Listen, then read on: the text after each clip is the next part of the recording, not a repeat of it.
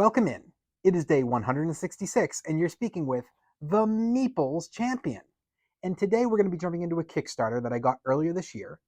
It's not one I haven't been able to get to the table very often, but I'm really excited about it, and I can't wait for it to become a bigger game for me and the wife. I think she's really going to enjoy it, and I hope that you guys give it a chance as well. That game is Dice Miner. So in Dice Miner, the idea is that you're going to grab 20 dice at random out of the bag, and you're going to add them onto this mountain setup.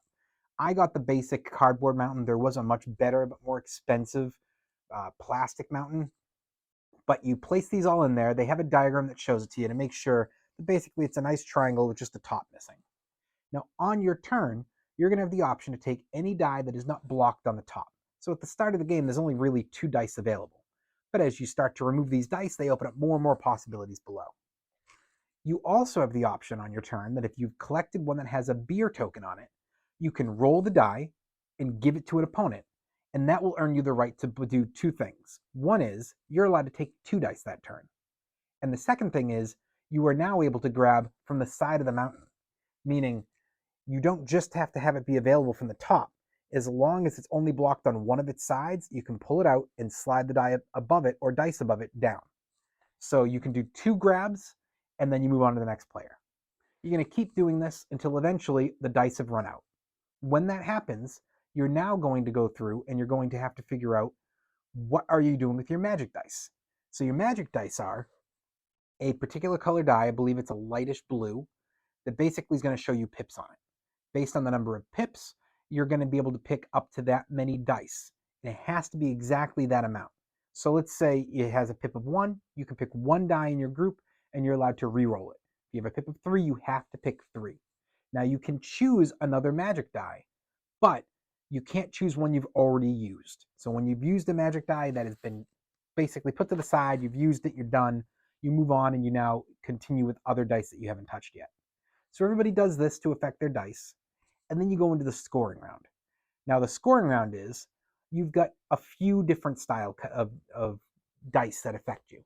Firstly is, if you've got any dice that have the pips on them that are just plain white dice, you're looking for runs. So you're looking to get 1, 2, 3, 4, 5, 6. That's your optimal. When you have a run, it has to start with 1, and you get the pips shown for every die in that run. So if you have 1, 2, 3, you're getting 6 points. 1 for the 1 point, 2 for the 2 point, 3 for the 3 points. But if you had a 1, 2, 3, 5, the 5 is useless. It does nothing. You also get nothing for the additional 2. If you had a 1, 2, 2, 3, you have a 1, it can have 1 die stacked with it. So you're not allowed to put a second 2 in there. That 2 doesn't have a 1 to help it. So you score those first. Now you're going to move on to your treasure dice, your yellow dice. Those are going to have so many treasure icons on it, and you score based on the treasure icons. So you're going to be adding them up, and that's another score.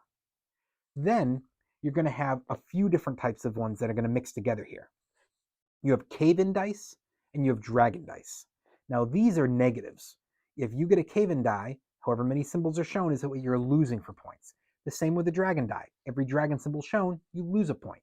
However, you're also going to have a pickaxe, and you're going to have a shield die. These are going to come in through your, I believe these are blackish dice. And the way these work is, if you have a pickaxe, it turns that cave-in from a negative to a positive. So now what you were supposed to get 3 points for a cave-in, negative, you get a pickaxe, it's now 3 positive. Same thing with the shield. You had a dragon die with 2 dragons showing, you were going to lose 2 points, but with the shield, it turns into a positive 2 points. So it's a 4-point swing there. On top of that, it becomes a multiplier if you have multiple shields or multiple pickaxes. So if you have 3 pickaxes and 3 cave-ins, it's 3 times 3. That goes from being a negative 3 to a 9. It's a 12-point swing.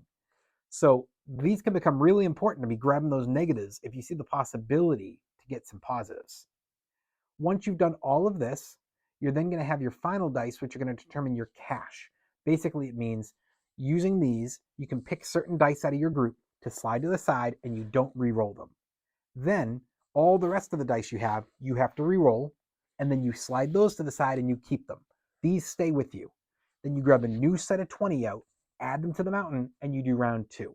So round 2 is going to be the same concept, only now you have a whole bunch of dice already waiting, so now you have a lot more of an idea what you're going for early on. You do that, you score that round, and then you do a third round. And at the end of the third round is when you take all your scores, add them together, and see who has the most points. Most points wins. It's a fun, inventive game. There is a solo variant. I haven't tried that one out yet, but it's definitely one I would consider to learn because I think this game is just such a fun play. With that being said, why don't we give it a judgment based on our 7 categories and see where this lands for us?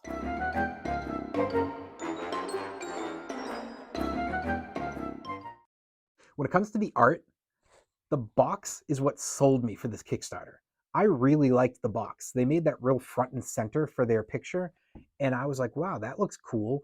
Now, I'll admit, I'm a sucker for a game that has dwarf in the title or that has anything to do with a dwarf.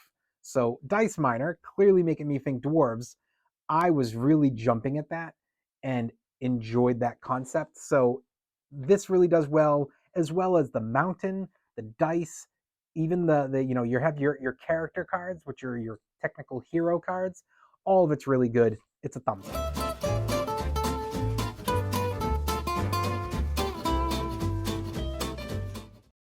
When it comes to those components, for me, the dice are really well crafted. It's unbelievable how many games through the years I've bought now that have dice, but not in the old school using way. It's being used as a different thing. And how inventive they've gotten. These are really nice dice. You also have your cardboards for your heroes, and then you have the cardboard set up for the mountain. It's all really good components. It's a thumbs up.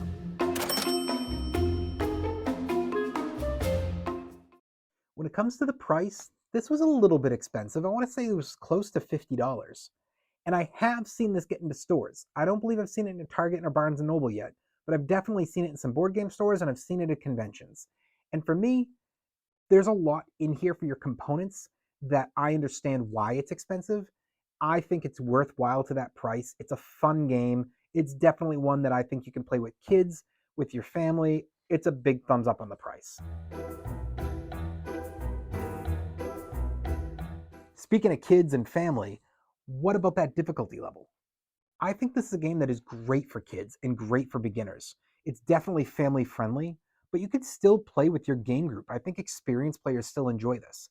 Maybe the experts aren't quite sure on it, but I don't think it's a game that should lose them. It just may not grab them. But it's not going to be one that they're like, no, definitely not. It just might be one that they're like, nah, I'd rather do this. I think it's a big thumbs up on that difficulty. There's enough game there to give you some pushback, but you still can just have fun with it.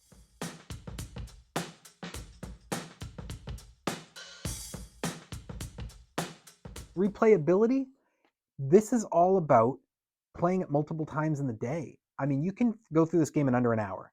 And if you want to play it back to back, go for it. I think it's so much fun to play back to back because you just did it one way. You didn't know what dice combos were going to come out. Now, in the next time that you're playing, it came out totally different, not only with the dice that showed up, but the way they showed up on the mountain and the availability. And you're playing a totally different style now. I really like it. It's a big thumbs up.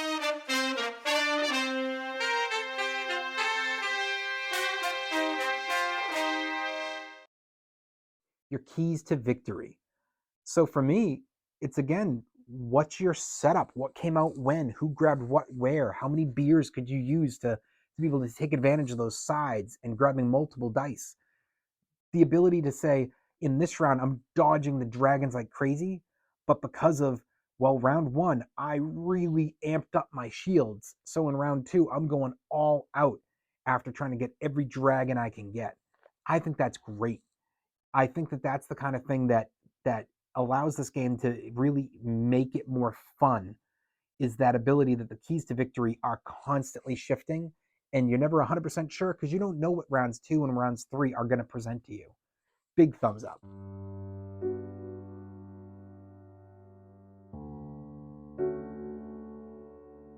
Is it unique? Yes. I don't know a game like this. It's so cool.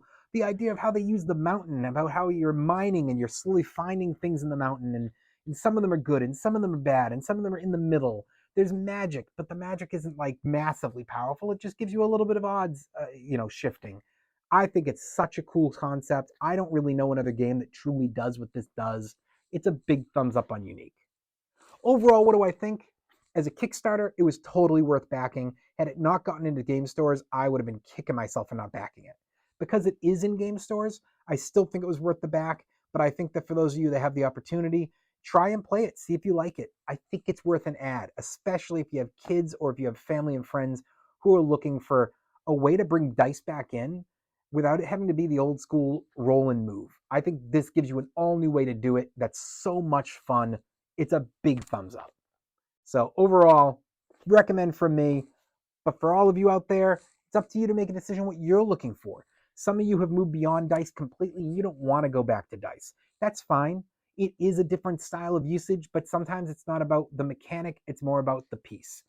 There's others of you that may just not really be into this luck factor because it is setting up your whole game based on what's the luck of the roll and the grab. But that's up to you. Whatever works or doesn't work for you is your decision, for you, for your game group, for your family, for your friends.